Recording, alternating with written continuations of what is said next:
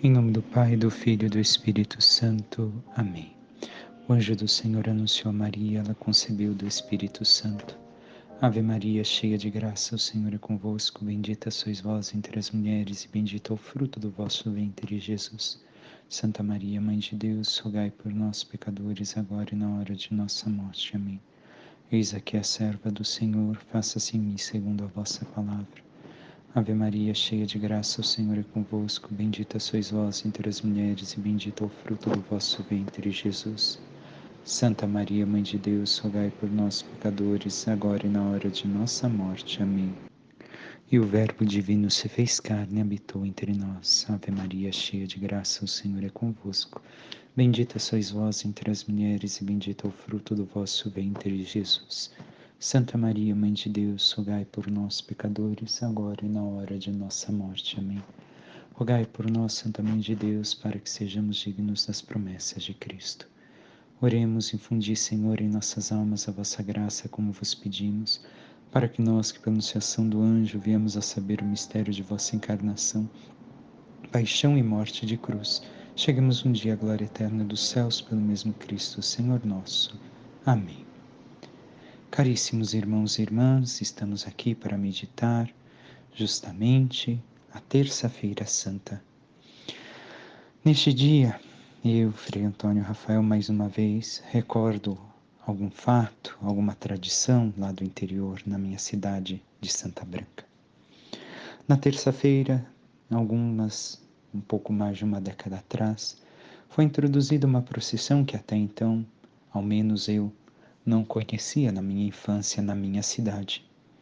Se segunda-feira tínhamos a procissão do depósito do Senhor dos Passos, terça-feira se introduziu a procissão de Nossa Senhora das Dores. E ali celebramos sempre as 7 dores de Maria. Maria que é levada para uma outra capela, não a mesma em que se encontra o Senhor dos Passos, porque na quarta-feira teremos justamente o desfecho de ambas as histórias. Mas assim, nesta noite, é feita a procissão, e contemplando os 7 dores de Nossa Senhora, justamente meditando os dramas da vida de Nosso Senhor com a sua Mãe Santíssima, os sofrimentos, em especial as últimas dores que se refletem na paixão e morte do Senhor e o seu sepultamento.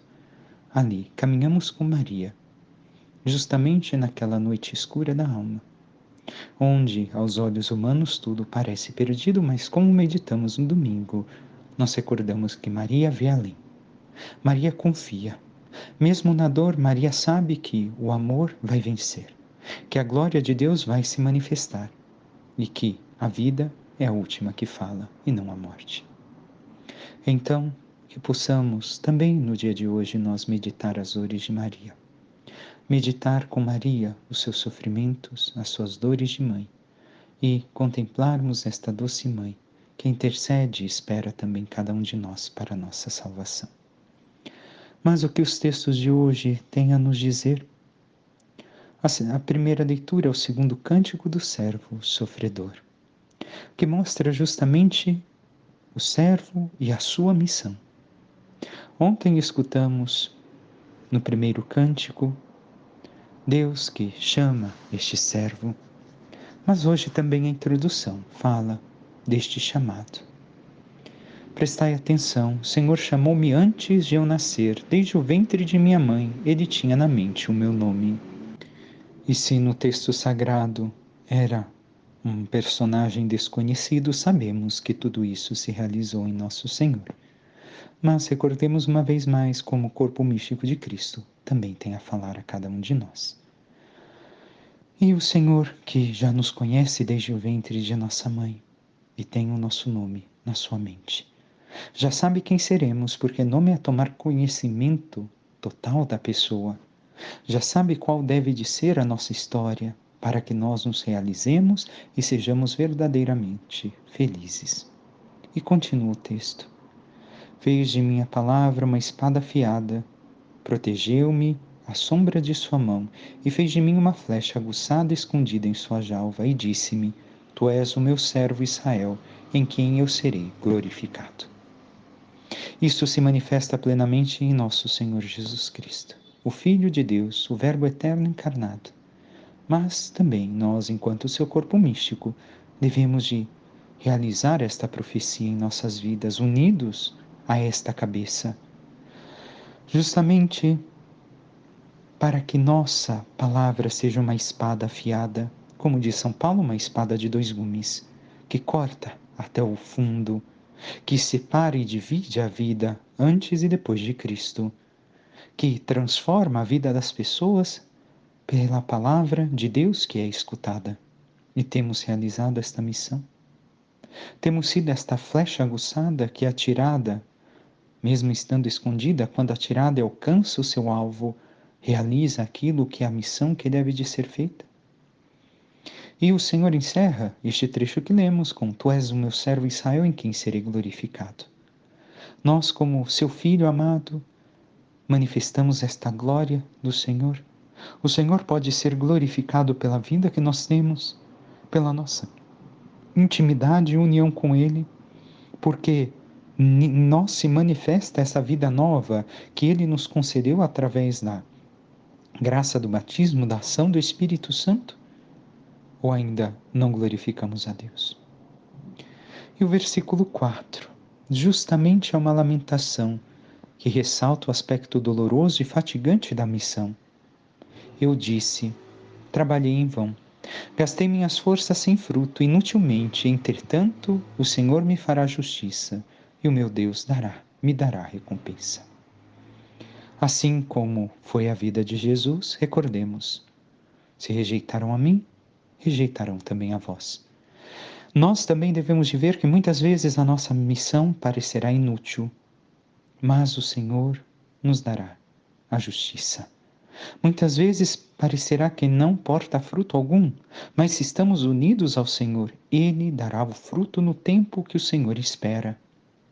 E nós temos continuado a missão, a nossa fidelidade ao Senhor, por mais dolorosa que seja esta missão, por mais difícil que tantas vezes seja anunciar o Evangelho ao mundo e viver o Evangelho em nossas vidas, ou nós temos esquecido e vivido o orgulho da nossa própria missão sem Deus.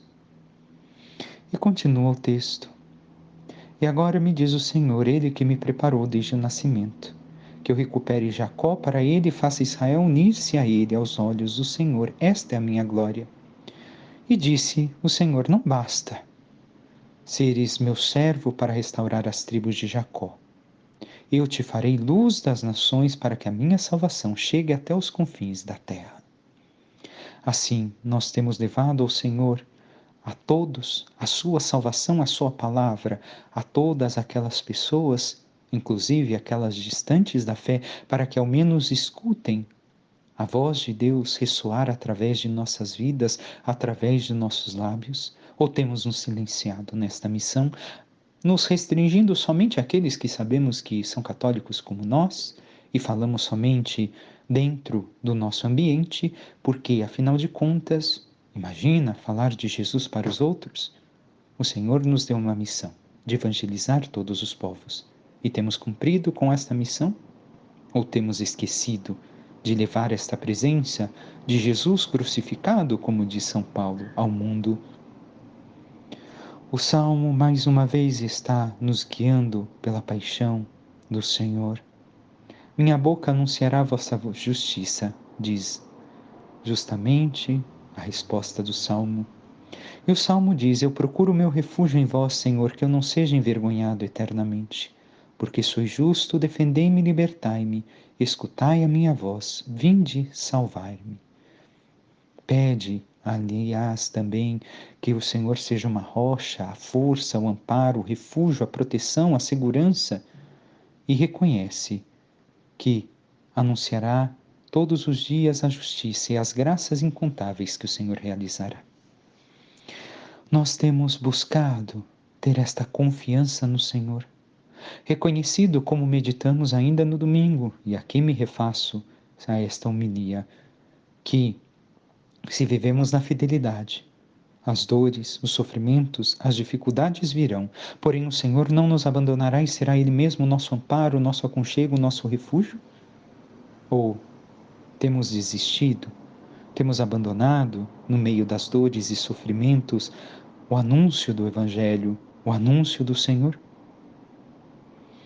E desconfiado que talvez nada vá acontecer, porque somos imediatistas, como tantas pessoas sem fé, e acreditamos que aqui, e rápido e breve, tem que se realizar tudo, e não pode ser no tempo em que o Senhor espera nos dar a sua alegria, a sua salvação, a sua paz. E o Evangelho de hoje nos relata justamente 2 trechos. O primeiro trecho nos remete àquele que vai trair Jesus, que os discípulos querem saber quem é, mas que nos será proposto amanhã, justamente quarta-feira santa, de uma forma mais explícita e explicativa, e meditaremos melhor sobre a questão de Judas. Mas vejamos brevemente o que o Senhor diz. Naquele tempo, estando à mesa com seus discípulos, na última ceia, na ceia em que entregou seu corpo, sangue, alma e divindade a cada um de nós, Jesus ficou profundamente comovido e testemunhou: em verdade vos digo, um de vós me entregará. Desconcertados, olhavam uns para os outros, pois não sabiam de quem Jesus estava falando. Um deles, a quem Jesus amava, recostado ao lado de Jesus, estava ali recostado ao lado de Jesus. Pedro fez um sinal para que perguntasse a Jesus de quem falava. Então o discípulo, reclinando-se sobre o peito de Jesus, perguntou-lhe: Senhor, quem é? Jesus respondeu: é aquele quem eu der pedaço de pão passado no molho. Então Jesus assim o fez e entregou a Simão Iscariotes, Judas, filho de Simão Iscariotes. Depois deste pedaço de pão, Satanás entrou em Judas. Então Jesus lhe disse: o que tens de fazer, executa-o depressa. E era noite. Se fez trevas em Judas. Ali começa o sofrimento do Senhor. O discípulo a quem cometeu agora Jesus o maior gesto de amor, justamente numa ceia, dando-lhe de alimento em sua boca, é aquele que vai trair. E como vimos no domingo, por isso os discípulos não entenderam o sinal de Jesus e acharam que Judas havia saído para fazer outra coisa, porque aquele era um gesto de grande amor àquela pessoa. Mas aquela pessoa a quem Jesus fez o gesto de grande amor foi justamente a que traiu o Senhor. E a que traiu por tão pouco. Recordemos, ontem se falava que Judas julgou justamente o valor de uma vida, 300 moedas de prata, aquele perfume, aquele nardo puro. E Judas amanhã, como escutaremos no Evangelho, vai vender Jesus por 10% daquilo que valia aquele perfume, por 30 moedas, mas não de prata. Assim, acerta o preço do Senhor. Judas vai entregá-lo. Mas a segunda parte do Evangelho é a mais importante para nós hoje. Hoje vemos Pedro, em contraste com Judas, amanhã. E diz o texto: nenhum dos presentes compreendeu por que Jesus lhe disse isso. Como Judas guardava a bolsa, pensavam que Jesus ia comprar algo. Judas ia comprar alguma coisa e se fez noite. Depois que Judas saiu, disse Jesus: agora foi glorificado o Filho do Homem e Deus foi glorificado nele. Recordemos, Jesus diz no Evangelho: o meu alimento é fazer a vontade do Pai. Justamente no capítulo 5 de São João. Ali Jesus diz esta frase: e a vontade do Pai é que seu Filho nos salve, e para nos salvar deve de doar, de entregar por amor a sua vida por cada um de nós, sofrendo a morte de cruz. E assim continua: filhinhos, por pouco tempo ainda estou convosco, vós me procurareis e agora vos digo, como disse também aos judeus: para onde eu vou, vós não podeis ir. Simão Pedro perguntou: Senhor, para onde vais? Jesus respondeu-lhe: para onde vou? Tu não me podes seguir agora, mas me seguirás mais tarde. Neste primeiro trecho, Jesus dirige-se aos apóstolos como um pai moribundo aos filhos, diz Fultouchin, como Salvador moribundo aos servos. Filhinhos meus, por um pouco apenas ainda estou convosco. E com certeza as perguntas dos seus discípulos eram infantis, uma após outra, porque eram como crianças sem compreender ainda o sacrifício que Jesus deveria de realizar. Para onde eu vou, vós não podeis ir. Quando viram Jesus na sua ascensão, envolvido nas nuvens do céu, compreenderam que não poderiam seguir logo diante com ele.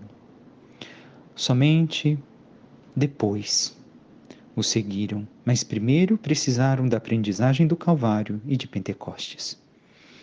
O pouco que os apóstolos compreendiam a respeito da vida se revelou nesta pergunta de Pedro: Senhor, para onde vais?